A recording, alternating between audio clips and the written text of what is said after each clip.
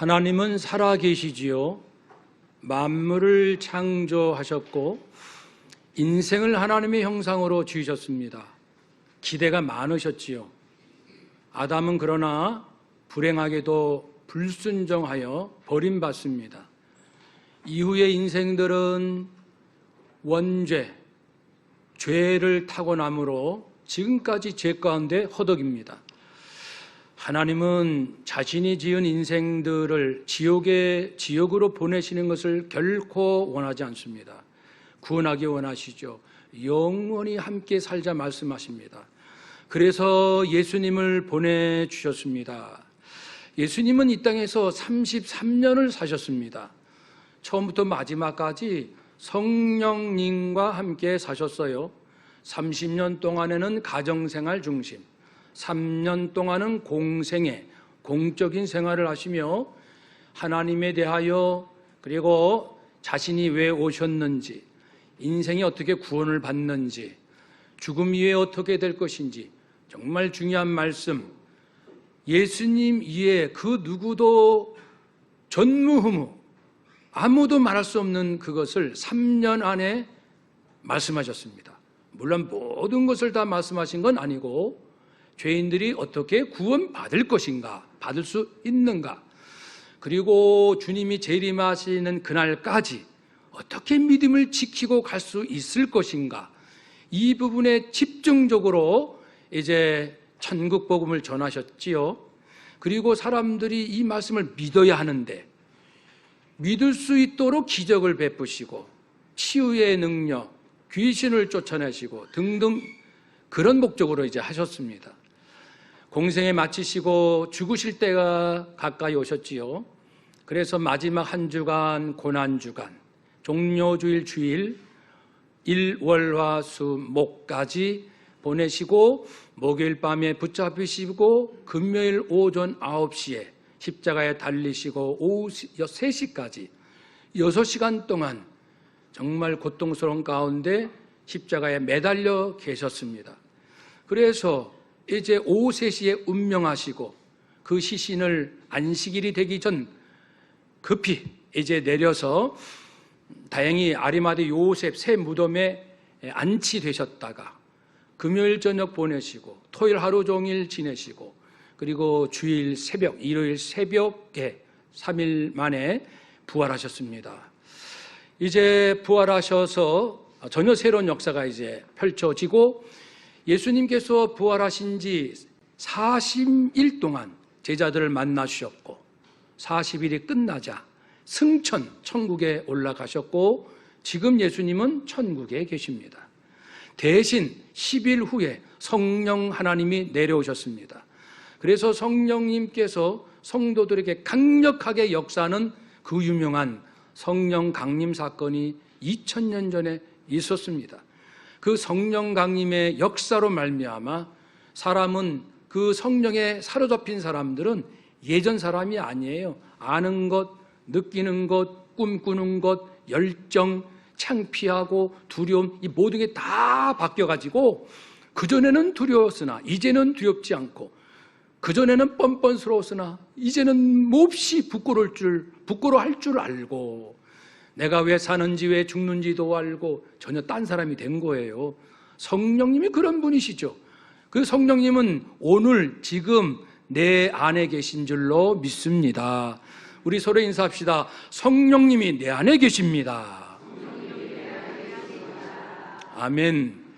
그래서 그 성령 강림 사건을 기념하는 날이 성령 강림 주일이지요. 그런데 이제 오늘 초점은 성령님이 왜 오셨는가 여러 가지로 설명할 수 있지만 본문에 의거하여 말씀을 나누고자 합니다. 그런데 예수님께서 금요일 날 십자가에 달려 죽으시잖아요. 그 하루 전날 저녁에는 세족식도 하시고 성만찬도 하시고 그 전후에 여러 많은 말씀을 정말 중요한 말씀을 많이 하셨어요. 화요일도 많이 하셨고 목요일도 하시고. 그런데 그러니까 돌아가시기 하루 전 목요일 갑자기 성령님을 언급하시는 거예요. 보혜사 성령. 그러면서 내가 죽고 나는 부활하여 결국 제자들아 나는 너희 곁을 떠난다. 베드로가 어디로 가셔요? 죽으신다는 걸 모르고 나 간다 그러니까 어디를요? 또 도마 역시 어디를 가시는데요? 예수님의 죽으심을 이해하지 못하고 간다라는 표현에 아리송하고 그러나 불안한 거예요. 분명히 우리 주님이 어딜 가시겠다고 하는데 지금까지 이스라엘 민족의 독립과 자신들의 어떻게 보면 출세인데 인생 세상말로 팔자를 고치고 싶어서 여기까지 따라왔는데 자꾸만 가신다 떠나신다 하니까 내심 불안하죠.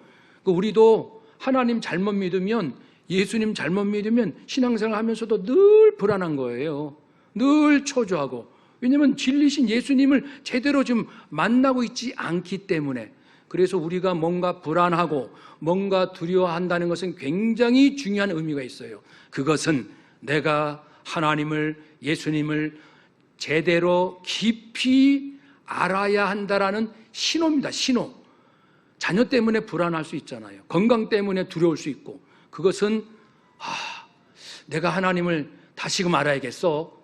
예수님 다시 만나야겠어 라는 기회로 삼으면 정확합니다. 그래서 이제 제자들이 불안한 가운데 있는데 세 번째 오늘 본문 5절에서도 또 나 떠난다 그러니까 이제는 제자들이 어디 가셔요? 라고 묻지도 않습니다. 불안이 이제 가득 찼습니다. 아무도 말 못하고 긴장이 흐르고 있습니다. 예수님이 야 이제 너희는 이제 묻지도 않는구나 내가 어디 간다고 그 마음을 딱 간파하셨지요. 그러면서 내가 아주 중요한 이야기 진짜 중요한 이야기를 지금부터 하겠다. 실상을 알리겠다. 그러시면서 하신 말씀이 또 말씀하신 거예요. 성령님이 오시는데 내가 가면 성령님이 오시는데 보혜사, 돕는 자, 위로하는 자 너희를 위하여 오시는데 사실은 내가 떠나고 성령이 오셔야 너희에게 유익이 된다. 이건 로또 1등하고는 비교할 수 없는 실제로 그래요. 비교할 수 없는 엄청난 기쁨과 유익인 거예요. 그것은 이미 14장에 뭐라고 말씀하셨냐면 성령님이 오시면은 너희들 나는 떠날지라도 너희들 외롭지 않아.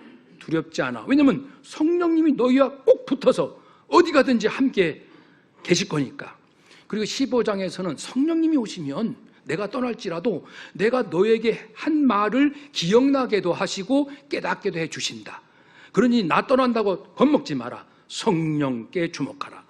그러면서 오늘 세 번째 다시 성령님이 오시면 세 가지를 콕 집어 잘못된 신앙생활을 하고 있는 사람을 책망할 것이다 라고 말씀했으니 얼마나 중요한지 우리가 기대할 수 있습니다. 첫 번째 이제 9절로 넘어가면 죄에 대하여 잘못 생각한 사람들을 성령은 책망하시고 깨우쳐 주실 것이다. 일반적으로 그 당시 유대인들 사회, 일반 사회에서는 죄 그러면 잘못된 행동을 한 사람들, 그러니까 간음, 살인, 도적질, 거짓 증언, 강탈 이런 거거든요. 죄 짓지 말라, 죄. 그런데 성령님이 오시면 그것도 마땅히 죄지만 가장 큰 죄가 뭔지를 아느냐? 예수 그리스도를 알지 못하고 믿지 않는 것이다. 믿지 않는 것이다. 그러니까 아직도 혹 우리 가운데 예수님을 진실로 믿고 영접하지 않는 우리가 있다면 하나님 입장에서 보면 가장 큰 죄를 지금 짓고 있는 거예요. 왜 그럴까요? 우리가 수많은 죄를 짓고 죄값으로 죽을 수밖에 없는 운명에 있지만 예수님께서 오신 목적이 당신의 죽음, 거룩한 죽음, 대속의 죽음, 죄인들의 죄값을 대신 값을 치러주는 그런 의미로 대신 죽는 죽음, 이 죽음으로 이제 죄인들을 단번에 완전히 영원히 용서하실 수 있는 그러한 길을 열어주셨잖아요. 누가요? 예수님께서. 그런데 그 예수님을 거부한다? 죄는 잔뜩 지어놓고 정말 하나님께 이제는 뭐만 남았습니까? 죄인들은 하나님 앞에 저주만 남아있죠. 잘못한 것에 대해서 하나님께서 잔뜩 지금 거룩한 분노라는 겁니다. 저주라는 것은 지금 이 분노, 저주하고 계셔서 그 저주라는 것은 결국 죄값에 대한 심판을 하겠다는 것이고, 심판을 하시기 위해서는 정죄를 하셔야죠. 너는 이거 이런 거 잘못했어.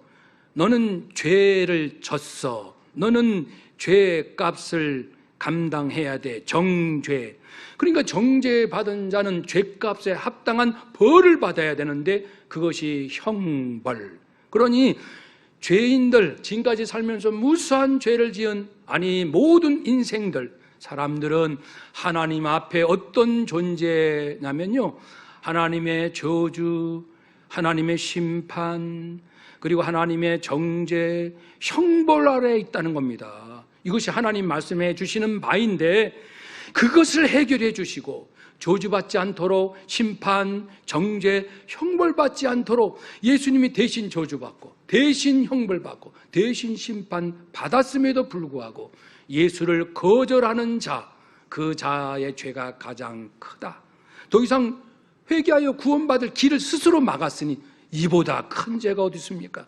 바꿔 말씀드리면, 내가 예수 그리스도를 진실로 구세주로 믿고 지금 영접하여 주님과 함께 사는 것이 이 세상에 그 무엇과 비교할 수 없는 솔로몬의 영광, 부귀, 명예, 권력, 그리고 또 뭘 자랑하고 싶으세요? 뭘 얻고 싶으세요? 우리가 이 땅에서 얻고 싶은 그 모든 것으로도 결코 해결할 수 없는 문제를 우리 주님이 해결하셨잖아요. 그것으로 우리는 크게 기뻐하고 영원히 기뻐하고 완전히 만족해야 돼요. 이 세상 잠깐이니까요. 굶어서 죽어도 어차피 죽는 거거든요. 병들어 암에 걸려서 죽어도 괜찮아요. 어차피 죽는 거예요. 죽음이 두려운 건 아니잖아요. 죽은 다음에 지옥으로 갈 것인가, 하나님의 영원한 천국으로 갈 것인가. 그리스도를 영접하는 자, 하나님께 저주받지 않고 주님과 영원히 함께 산다. 이것을 믿고 깨달은 자는 이것만으로도 충분히 기뻐하고 충분히 춤추고, 날마다 가족들 불러 모아서 애들아, 여보, 아빠, 부모님, 형제들이요, 우리가 어떤 자입니까? 오늘도 기뻐합시다. 오늘도 하나님께 찬양합시다. 오늘도 감사합시다. 무한히 그런 기쁨으로 사는 우리 가정 되시기를 축복합니다. 두 번째 또 말씀하시기를, 이제 의에 대하여 잘못 알고 있는 것에 대하여 책망하고 바로 잡아주겠다. 의, 올바름, 이것은 또 뭡니까? 올바름 그러면 그 당시 사람들은 자기들이 정해놓은 기준이 있어요. 그래도 유대인들은 모세 율법이 기준입니다. 또 사회적인 규범, 이렇게 살아야 돼라는 기준이 있어요. 그것에 의거하여 올바르게 살자 의를 말했는데, 그런데 인간이 이해하는 올바름, 그 올바름이 얼마나 엉터리냐 하는 것은 유대인들이 자기들의 올바른 판단으로 예수를 죽였거든요. 우리의 기준으로 보니 예수는 사회 질서를 교란하는 자요, 모세 율법을 재해석한 자요, 그리고 신성을 모독한 자니 우리의 의로운 기준에 의하여 예수를 죽이자. 오늘도 잘 들으셔야 돼요.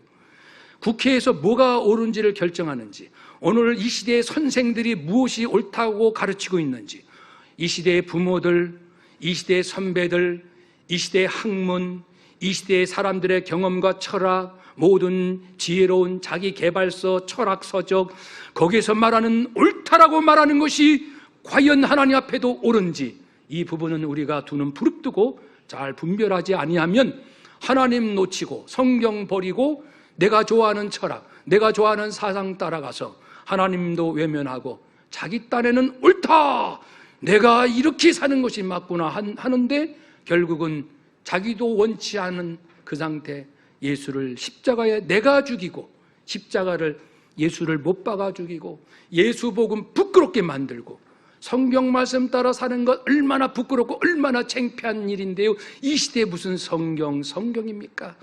이런 안타까움이 있어요. 우리 장로님 기도 그대로 다 기도해 오늘 기도하셨어요. 얼마나 이 시대가 천만한 시대를 지금 걷고 있는지, 우리 아들, 딸들이 온통 그런 무엇이 옳은지 그 속에서 지금 이 사람 따라갔다가 저 철학 따라갔다가 어느 권력을 따라갔다가 우왕좌왕하면서 나이는 10년, 30년, 7, 80 다 되고 주님 앞에 서는 날 가까운데 어떻게 하시겠어요?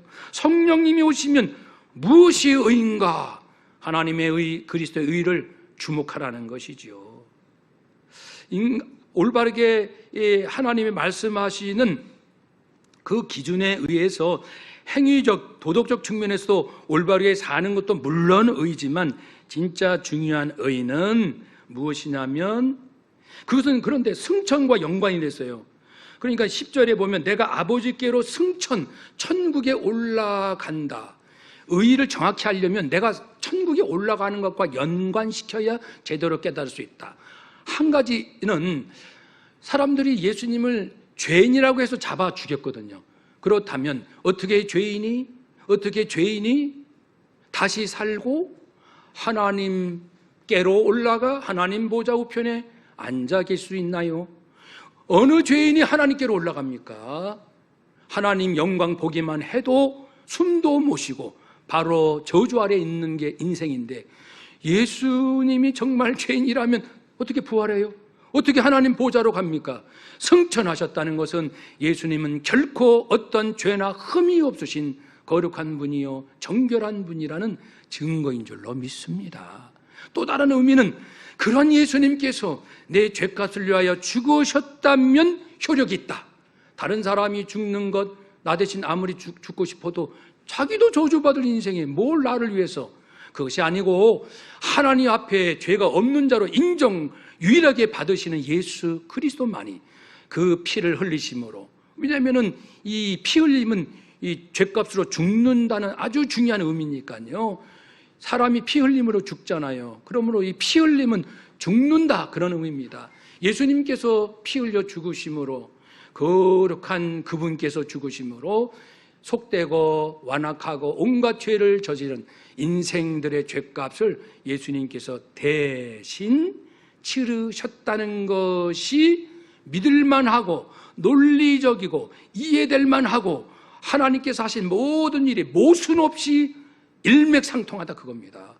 예수님께서 승천하심으로써 예수님이 거룩하시고 의로우시고 우리 또한 용서받아 하나님 앞에 있잖아, 너 그 많은 죄에 예수님께서 대신 치르신 것을, 죄값을 치르신 것을 네가 진실로 믿는 것 내가 인정한다. 그러니 약속대로 네 믿음 따라, 하나님의 약속대로, 은혜대로, 약속대로 믿음 따라 너를 다시는 저주할 자라 하지 않겠다.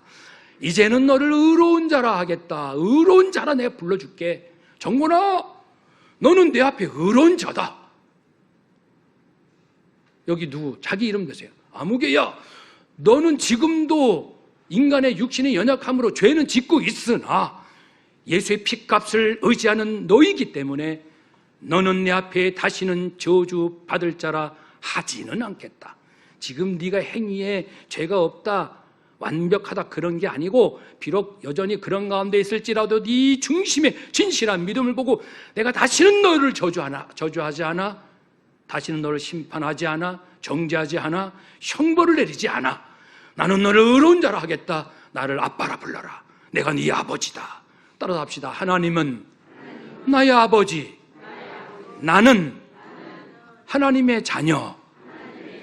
아멘. 그렇게 해서 얻은 의롭다 하신 그 그리스도의 의, 하나님께서 선물로 주신 의롭다 한 그 의, 이 의를 성령께서 깨우쳐 주시겠다는 겁니다.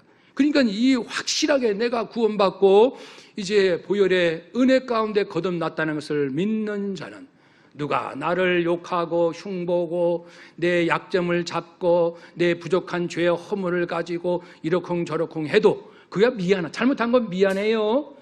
잘못이 없는데 나에게 득달되면은 그건 하나님께 맡기면 되고, 그러니까 이제 열받을 거 하나도 없어요. 이 부분이 중요합니다. 이 어떻게 내가 하나님 앞에 의로운 자로 인정받았는가를 정확히 아는 자는 더 이상 사람하고 싸우지 않아요. 사람하고 인간적으로 상대할 필요가 없습니다. 관계를 끊는다는 게 아니고요. 에베소서 6장에 있는 것처럼 우리는 이미 영의 세계에서 이렇게 살잖아요. 내가 성령으로 거듭난 자요, 성령께서 어떻게 하시는지를 알고, 또 세 번째 미리 나오겠지만 이제 하시는 모든 일 가운데 이 마귀가 장난치는 것을 아니까 사람하고 싸울 일 없어요. 사람하고 멱살 잡을 일도 없고요. 당신 때문에 얼마나 상처받았는데 사실은 그럴 거 없습니다. 그걸 그대로 하나님 앞에 고스란히 갖고 와서 하나님, 저 이것 때문에 엄청 상처받았습니다. 그러면 상처받았는데 어떻게? 계속 하나님 앞에 울면서 나가는 거예요. 너무 괴로워요. 너무 억울해요. 너무 불해요. 계속 그렇게 하시면 성령께서 이제 차근차근하게 내가 무엇을 잘못 생각하고 있었는지, 이 구원의 진리에 대해서, 이 영적인 세계에 대해서 뭘 오해하고 있는지, 왜 이렇게 화를 내는지 조근조근 성령께서 하나씩 하나씩 깨우쳐 주세요.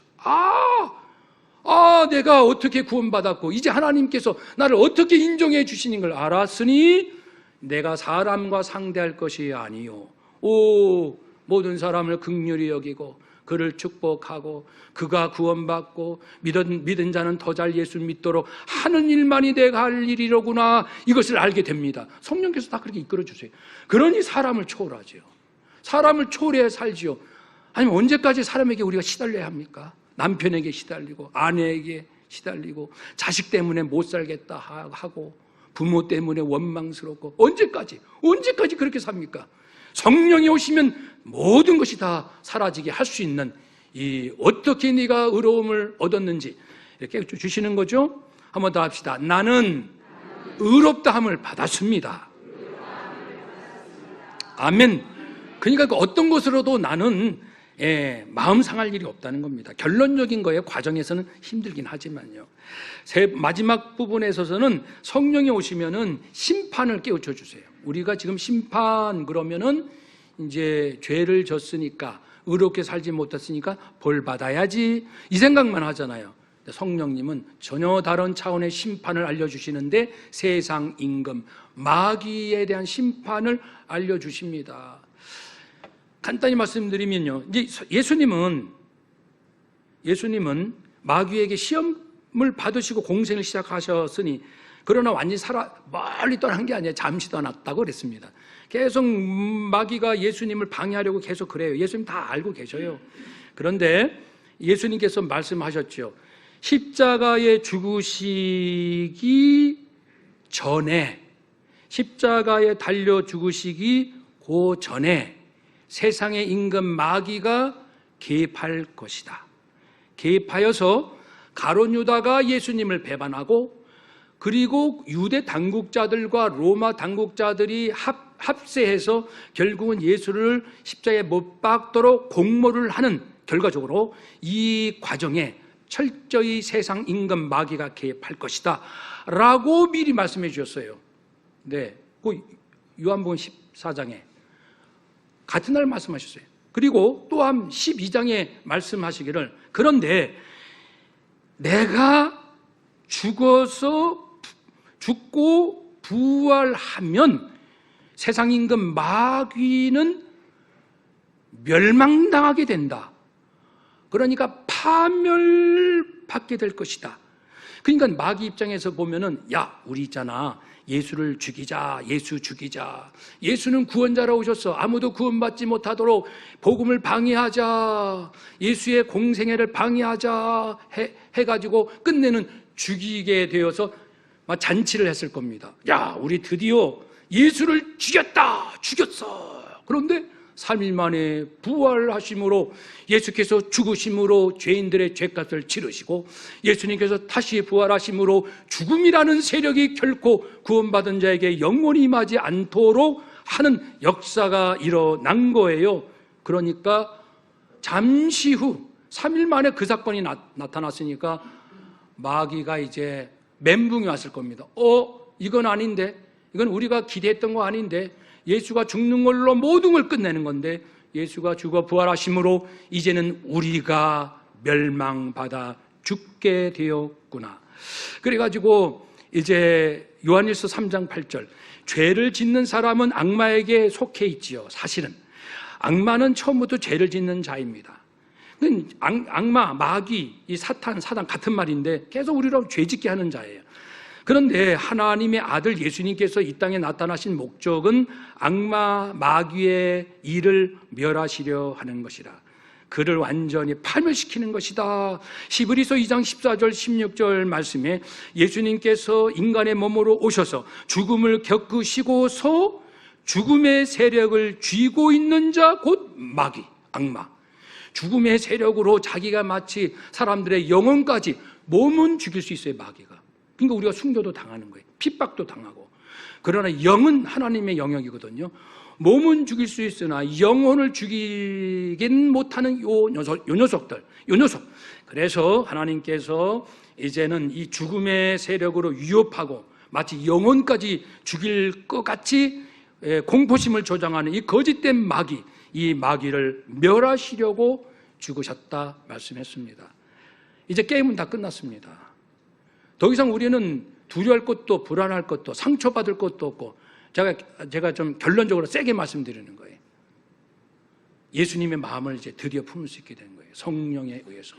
성령님은 우리로 하여금 그렇게 살라고 말씀하시고, 이 마귀가 여전히 활동을 해요. 이미 그는 운명적으로는 파멸되었으나 하나님께서 예수님 다시 오실 때까지 그의 활동은 허락하십니다. 그건 하나님의 마음이니까요.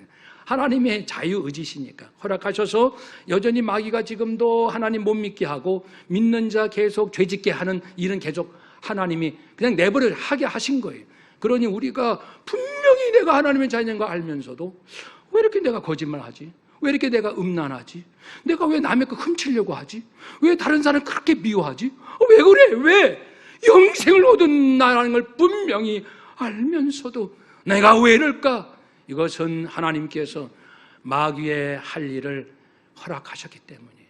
그러면 우리가 할 일은 믿지 않는 자는 여전히 마귀의 밥이니까 할 말 없고 이미 영생 얻은 우리라 할지라도 이런 유혹을 계속 받으니 우리는 예수 이름으로 예수 피의 능력으로 이제 명하여 마귀를 대적할 일만 남았습니다.